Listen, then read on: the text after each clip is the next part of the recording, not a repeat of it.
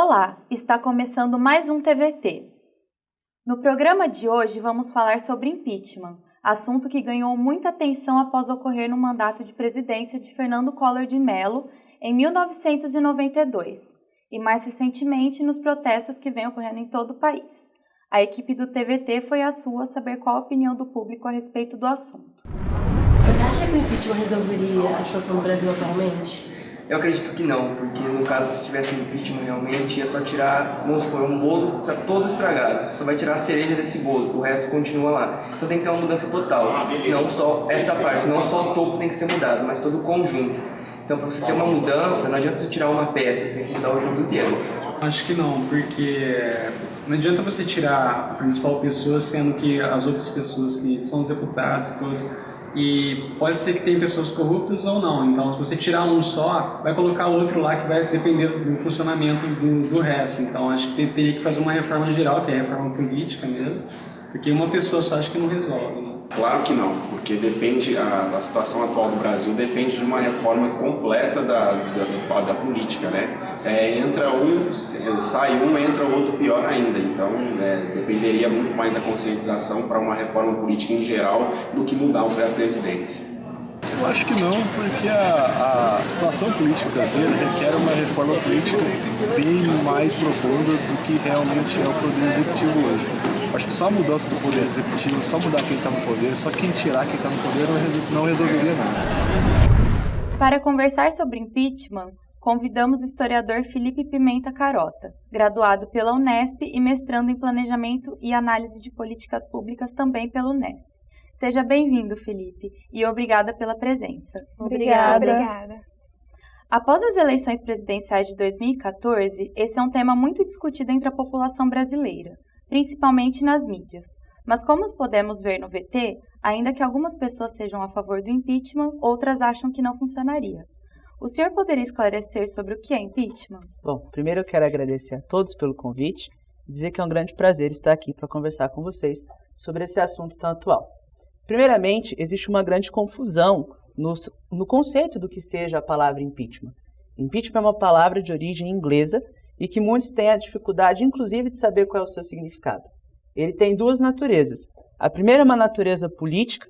Então, quando a gente pensa numa natureza política, ele está relacionado à cassação e impedimento de um mandato de um agente estatal que esteja no exercício da sua função, seja ele municipal, estadual ou federal, e ele tem uma natureza jurídica, o que envolve um processo de investigação, de denúncia, de comprovação, e além de comprovados os fatos, é necessário toda uma investigação de uma comissão que dá o direito, inclusive, de defesa por meio do agente estatal. Como ocorre o impeachment? O impeachment ele tem um processo. Qualquer cidadão pode apresentar ao Parlamento Nacional o pedido de um impeachment. Muitas pessoas hoje têm confundido que o impeachment pode ser solicitado através de um abaixo-assinado. O primeiro ponto para que o impeachment seja solicitado ao Parlamento é que haja uma denúncia formal de acordo com o regimento parlamentar.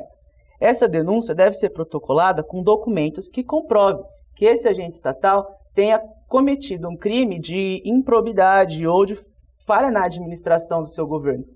E comprovada essa denúncia por meio dos documentos, o Parlamento, por meio de uma comissão, vai analisar e decretar se é procedente ou não essa denúncia que foi protocolada por um cidadão ou por um representante de uma organização ou por um representante de uma determinada instituição civil.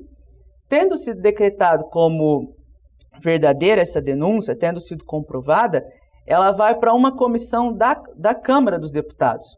E depois de um parecer que é relatado pela Câmara, 2/3 dos deputados precisam votar uma situação de impeachment que é encaminhada ao Senado. Quando encaminhada ao Senado, o agente estatal ele é afastado do seu governo por 180 dias. E nesse período, ele tem o direito de defesa. E tendo decorrido 180 dias sem julgamento do Senado, juntamente com o STF, o mandatário do cargo do agente estatal tem o direito de voltar ao cargo e continuar exercendo a função. Então, muitas pessoas hoje acreditam que o impeachment seja uma solução instantânea para um cenário de crise política no Brasil.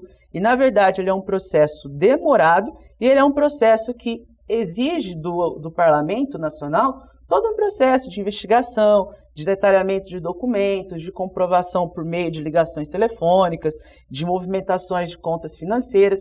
Então, ele é um processo demorado e um processo complexo quando se fala no cenário político e jurídico.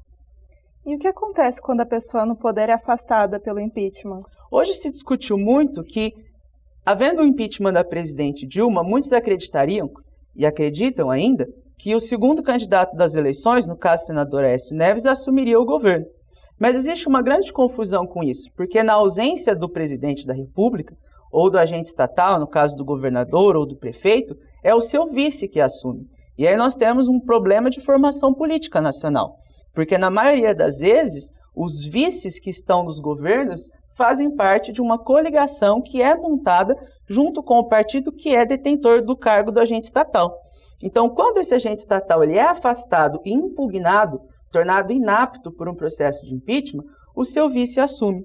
Num processo de impugnação também ao vice-presidente, ou ao vice-governador, ou ao vice-prefeito, podem assumir o presidente da Câmara, o presidente do Senado, ou até mesmo o presidente do STF. E quando nós consideramos que o Parlamento Nacional tem na sua maioria candidatos que também são da base governista, será que realmente teríamos uma grande mudança no cenário político, assumindo a vice-presidência ou a presidência do Congresso ou mesmo do Senado? Então essa é uma questão que nós precisamos refletir com um cunho político acirrado, analisando quais são as propostas de cada partido, porque não basta simplesmente a cassação ou impeachment de um agente estatal. É necessário pensarmos quem substitui lá. Qual a diferença entre o impeachment e a cassação? Quando nós falamos de cassação de um agente estatal, nós estamos falando de retirar um mandato no qual aquele agente estatal possui o exercício e a função. Então, no caso, se houvesse uma cassação da presidente ou houvesse uma cassação no nível do município ou do estado, haveria um simples afastamento daquele mandato. Aquele mandato seria cassado. No processo de impeachment, ele seria impugnado. Ou seja, aquele mandato não seria considerado como validado através dos atos constitucionais.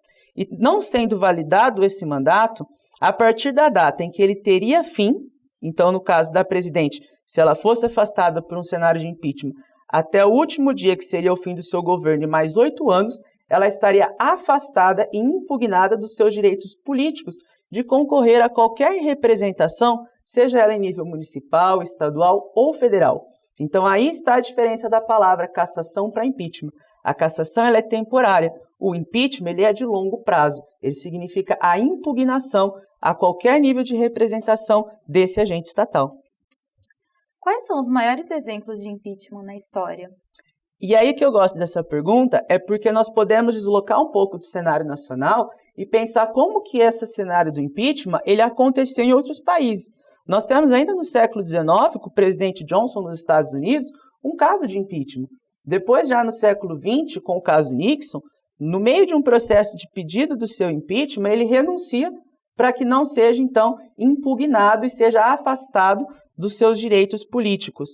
No Brasil, um dos casos mais famosos foi o caso do presidente Fernando Collor de Mello, em 1992, que foi decretado por meio do Senado o seu impeachment com 2/3 dos votos dos senadores daquela atual legislatura. Mas a gente também tem que tomar o cuidado que não foi só na presidência que nós tivemos casos de impeachment aqui no Brasil. Um outro caso que ficou muito conhecido foi na cidade de Campinas, quando o prefeito, no ano de 2001, se não me engano, teve também, devido a casos de corrupção e denúncias que foram comprovadas por meio de documentos, por meio de uma comissão instalada pela Câmara de Vereadores daquela cidade, no qual o prefeito de Campinas teve o seu mandato impugnado e está, durante 8 anos, proibido de concorrer a qualquer representação pela Prefeitura de Campinas ou pela Câmara de Vereadores, ou em qualquer nível, seja ele estadual ou nacional. Quais foram as denúncias que resultaram no impeachment de Fernando Collor de Mello? Collor foi eleito em 1989, numa disputa muito grande com o Lula, que vinha há muitos anos tentando ali um processo de crescimento da sua campanha. Nós estávamos falando de um período de redemocratização. Era a primeira vez que o povo ia às urnas para escolher o seu presidente por meio do voto direto. Nós estávamos num contexto antes de ditadura militar, em que os militares escolhiam seus sucessores através da indicação, e depois nós tivemos o caso da eleição de Tancredo, por meio da redemocratização, e com a morte de Tancredo, né, nós tivemos a presidência assumida pelo seu vice. Então, o Collor representava a caça dos marajás, né, a plena participação da juventude, a plena participação de uma Constituição que tinha sido recém-elaborada em 1988, que garantia o direito ao voto ao analfabeto, ao idoso, ao adolescente de 16 anos. Então, era o auge da participação depois de anos de cerceamento de liberdades. Então, quando você tem, dentro do caso Collor, uma denúncia de corrupção envolvendo o PC Farias, né, que teria criado um grande esquema de lavagem de dinheiro e financiamento da campanha, que teria movimentado hoje algo aproximadamente de 2 bilhões de reais, a população brasileira caiu em cima com essa denúncia de corrupção, né? Então, a caça dos marajás, que estava no campo ideológico, no campo do pensamento, não se mostrou presente na praxis do mandatário no exercício da sua função. Outro caso que também chocou a população brasileira, no caso Collor de Mello, foi o congelamento das poupanças. Então, você tem também, por outro lado, além da corrupção, do desvio de dinheiro para a campanha eleitoral, por meio do seu tesoureiro, que era o PC Farias, o Collor também, de uma medida arbitrária, interferiu nas contas privadas da população brasileira, né? Então, houve um grande desencontro entre aquilo que era discutido, aquilo que era proposto e aquilo que estava sendo realizado. E o que mudou no país após o impeachment de Collor? Foi alguma coisa boa ou não?